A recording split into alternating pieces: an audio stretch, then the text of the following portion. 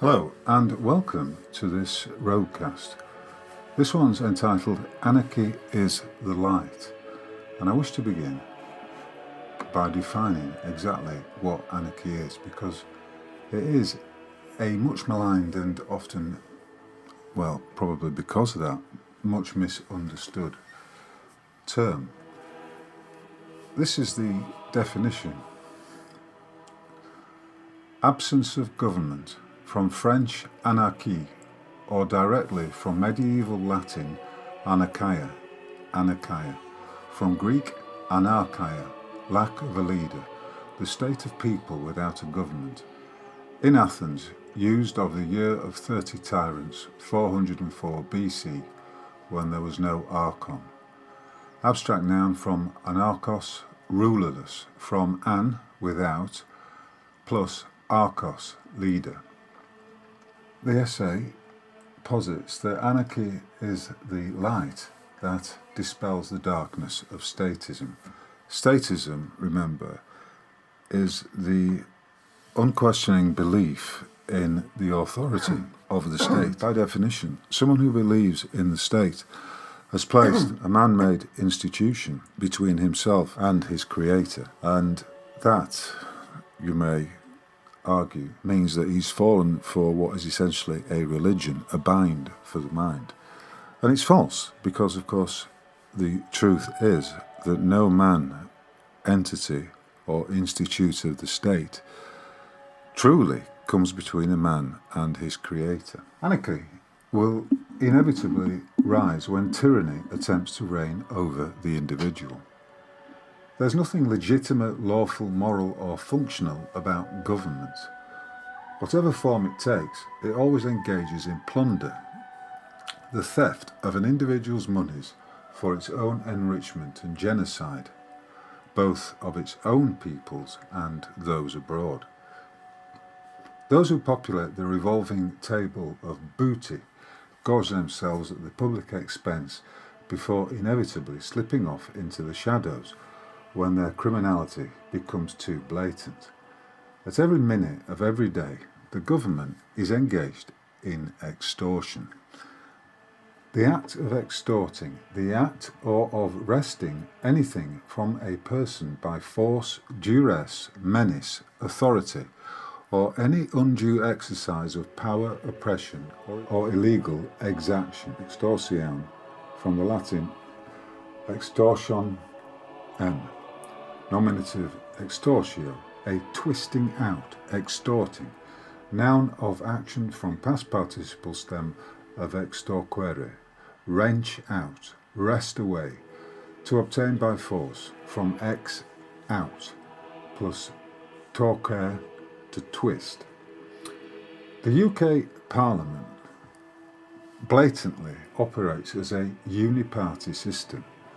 Labour and Conservative are but two cheeks of the same arse, and to continue the analogy, the excremental outflow never ceases.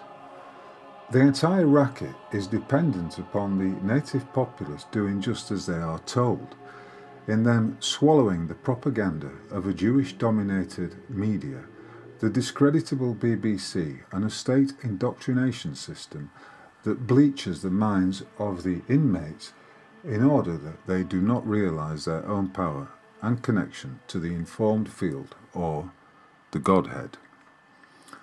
The slide shows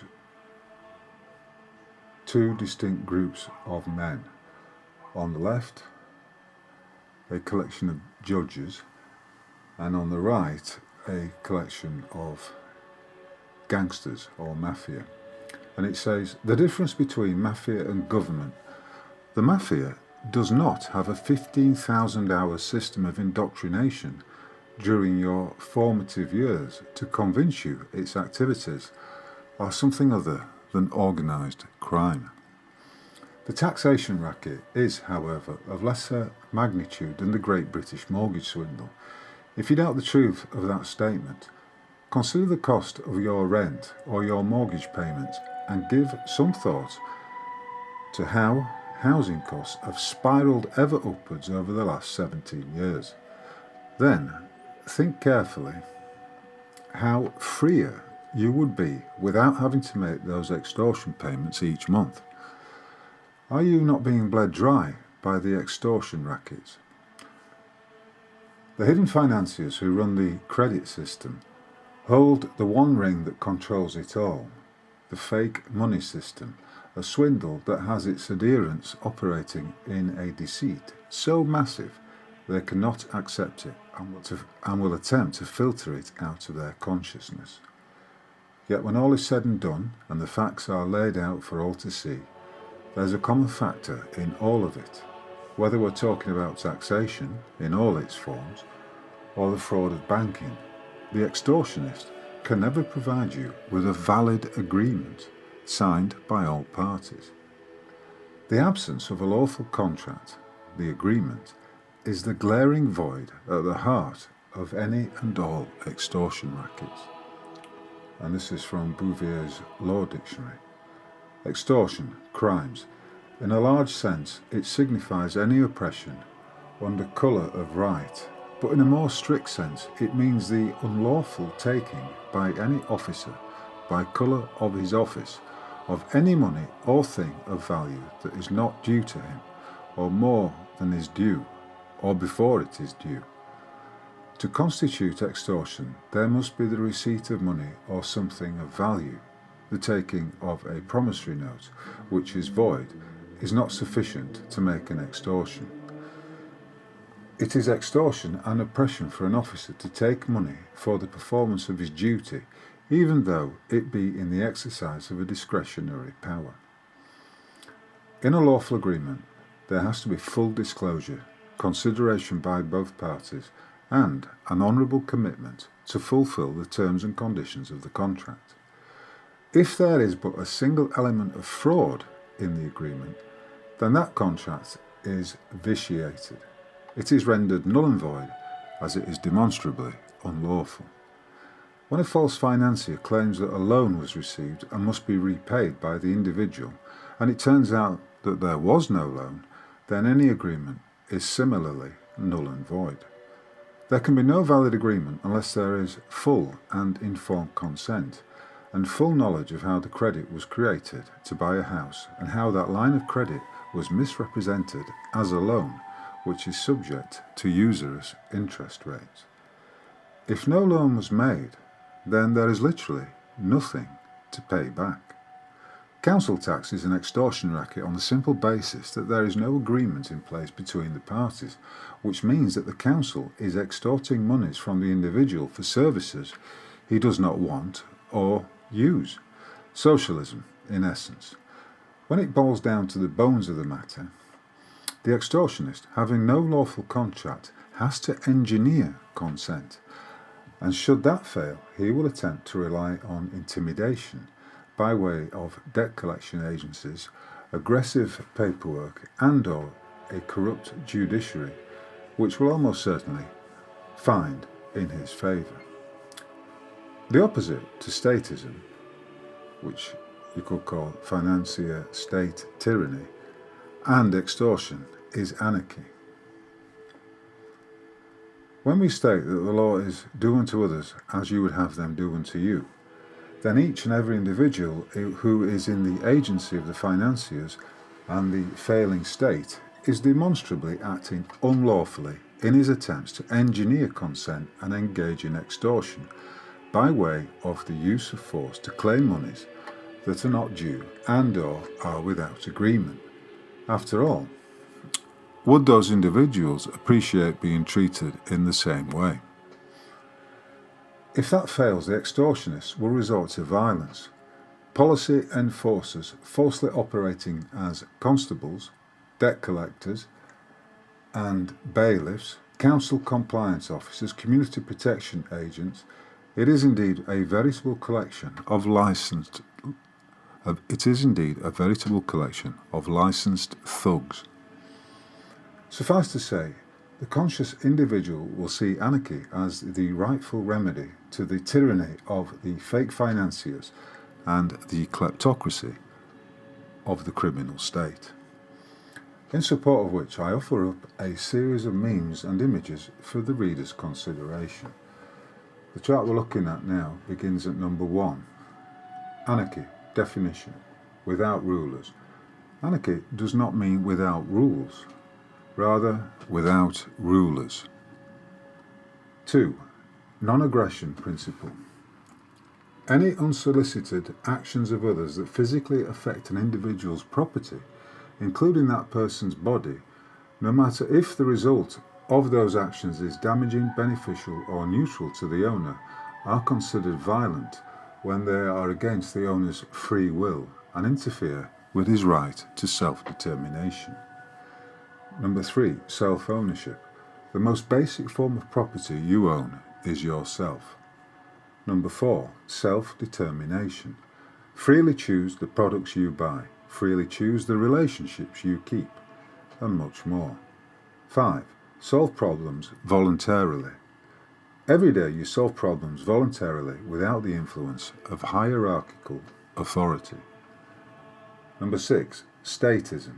A political system in which the state has substantial centralised control over social and economic affairs. 7. Might makes right. If you haven't worked it out, we're going in a clockwise direction here. Number 7. Might makes right. Government, statism, use force to solve economic and social problems instead of voluntary, peaceful solutions. Number 8. Taxation. Under the state, you're forced to pay taxes with the threat of imprisonment. If you escape or resist, you may well be killed. Taxation goes against the NAP, the non-aggression principle, and the principle of self-ownership.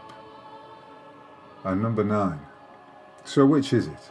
Are you a statist or an anarchist? You're a statist if you believe violence is the answer to solving problems.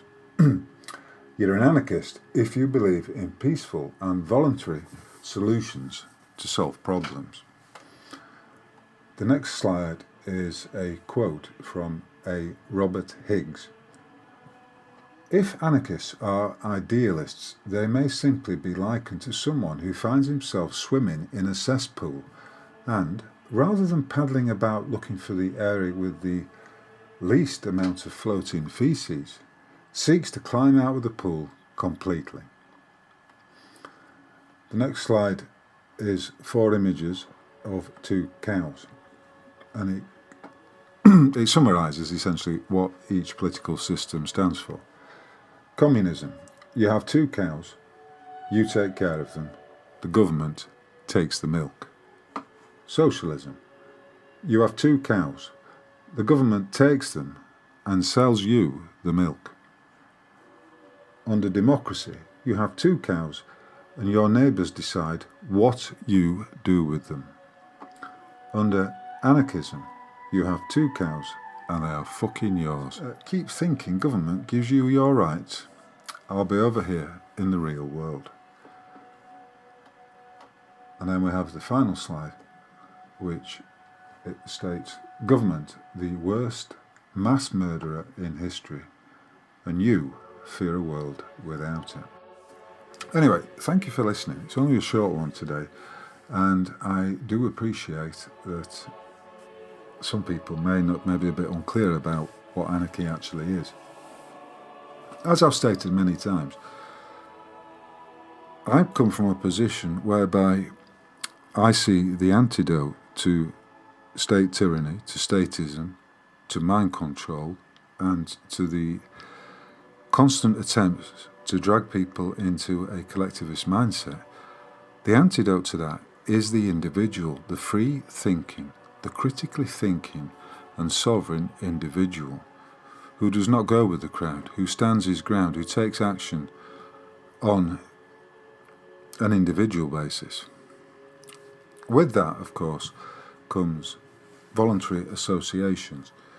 He forms relationships and associations with other people on the basis that they similarly value the rights of the individual.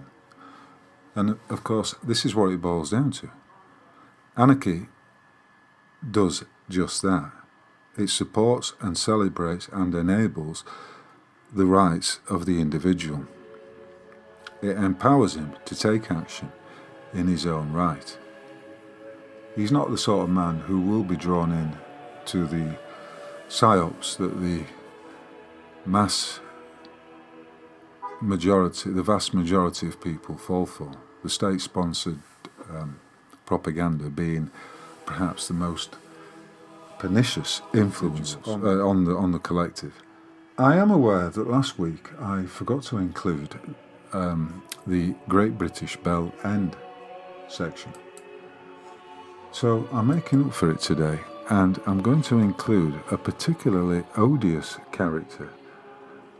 Some may argue that he is not truly a Great British Bell End because he's manifestly not British.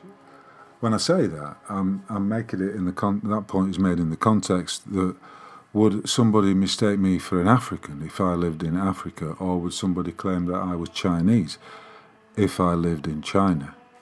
So this individual man is called George Aberara Onye. I mean, George is a typical British name, but Aberara Onye, or Aberana Annoying, is the name of this beak's Great British Bell End.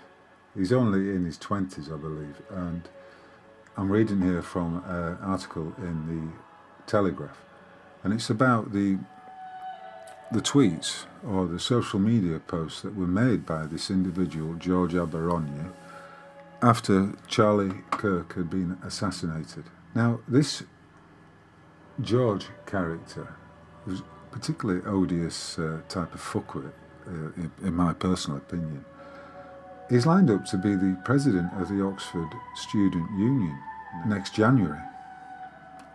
So when Charlie Kirk had been shot dead, quote, he sent text to a group chat on Wednesday evening in the wake of the attack on Kirk, including one saying, Charlie Kirk got shot, let's fucking go. Another message, believed to be sent from the incoming Oxford Union president's Instagram account, stated, Charlie Kirk got shot, LOL, an exaggeration of the abbreviation, laughing out loud.